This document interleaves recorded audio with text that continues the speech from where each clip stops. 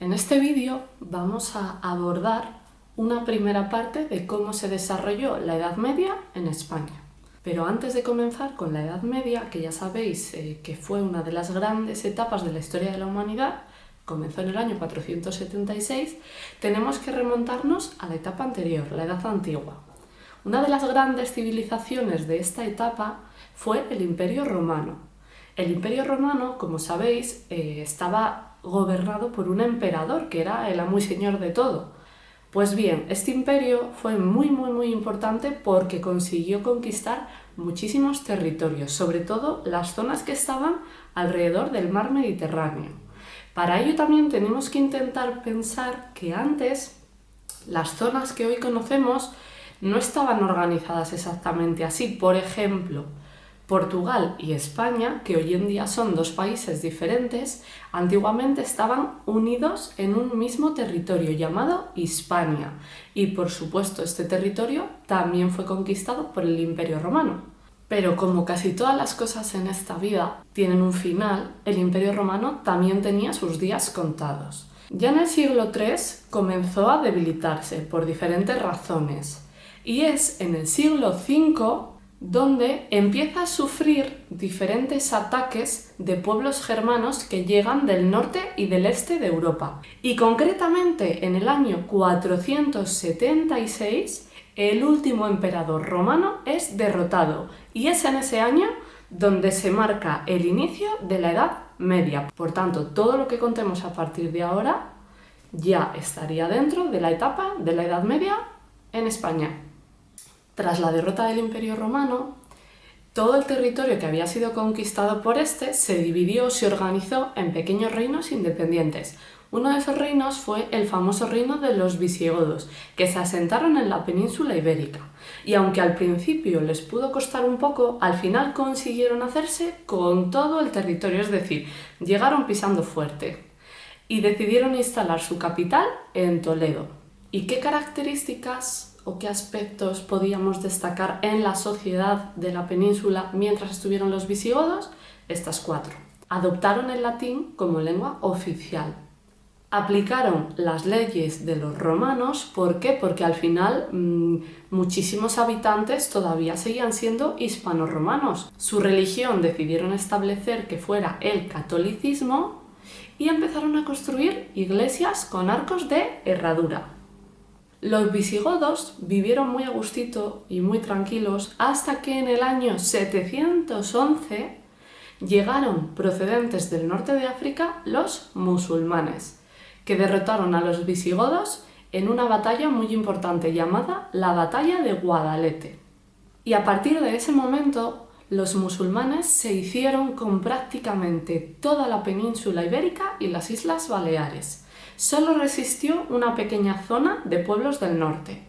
Y a todo el territorio conquistado por los musulmanes, todo el territorio con el que se hicieron los musulmanes en la península, lo llamaron Al-Ándalus. Y su capital la asentaron en Córdoba. Al principio el Al-Ándalus era un emirato, es decir, como una gran provincia gobernada por un emir. Pero a su vez el emir no era el jefe superior de todo ello, sino que tenía que obedecer las órdenes de un jefe por encima de él, más superior que él, llamado califa. En el caso del Al-Ándalus y en el caso del Emirato de Córdoba, recordad que tenía la capital en Córdoba,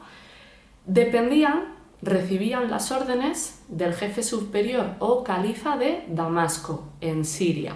Pero esto con el tiempo cambió y en el siglo X, es decir, en el año 929, Al-Ándalus consiguió convertirse en un propio califato independiente y ya no tenían que depender del califa de Damasco. Tuvieron a su propio califa o jefe supremo, jefe superior, Abderramán III.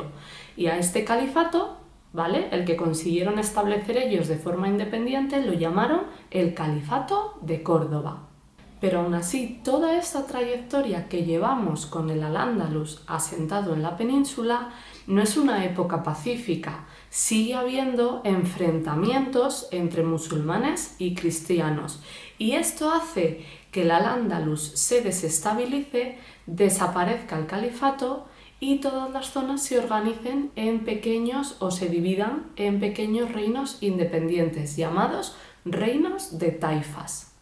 Pero entre los reinos de taifas, digamos que no había muy buena relación.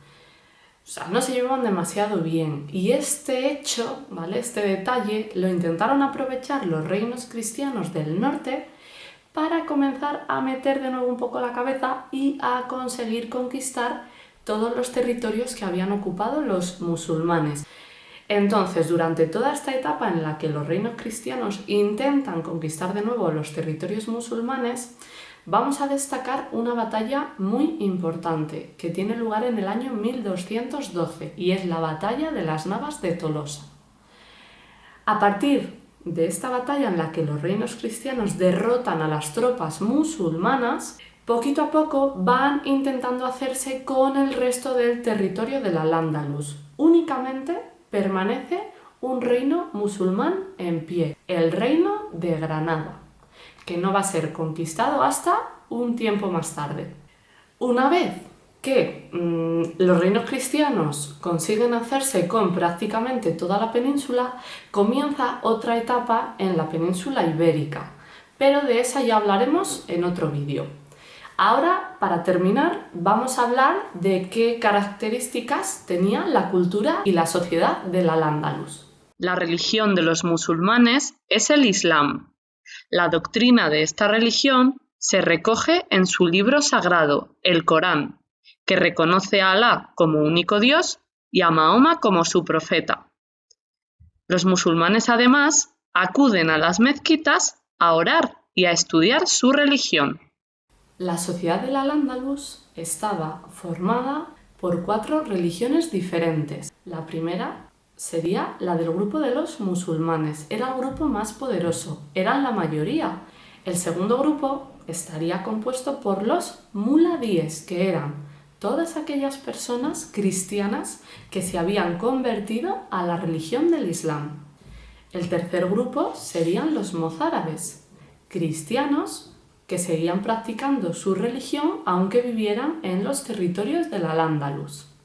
Y el cuarto grupo serían los judíos, que eran una minoría y vivían apartados de todos los demás. La mayoría de los habitantes del Al-Ándalus vivían en el campo y para conseguir regar y mantener en pie sus cultivos, construyeron inventos como norias y acequias. Las ciudades se protegían con murallas. Y el gobernador, la persona que gobernaba las ciudades, vivía en el alcázar. Para que os hagáis una idea, un alcázar es como un palacio fortificado, ¿vale? Con mucha seguridad. Las calles eran bastante estrechas. En el centro de las ciudades siempre solían estar los zocos o mercados. Y lo que no solía faltar tampoco eran las mezquitas.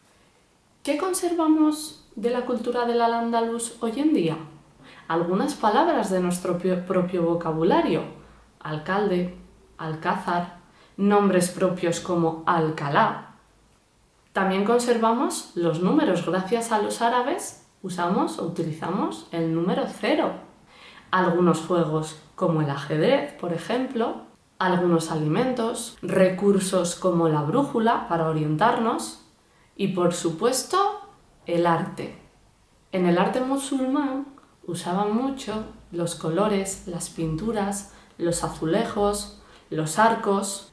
Uno de los edificios probablemente más representativo que tenemos en nuestro país es la Mezquita de Córdoba. Y hasta aquí la historia de los visigodos y la conquista musulmana. Continuaremos en el próximo vídeo donde hablaremos de los reinos cristianos.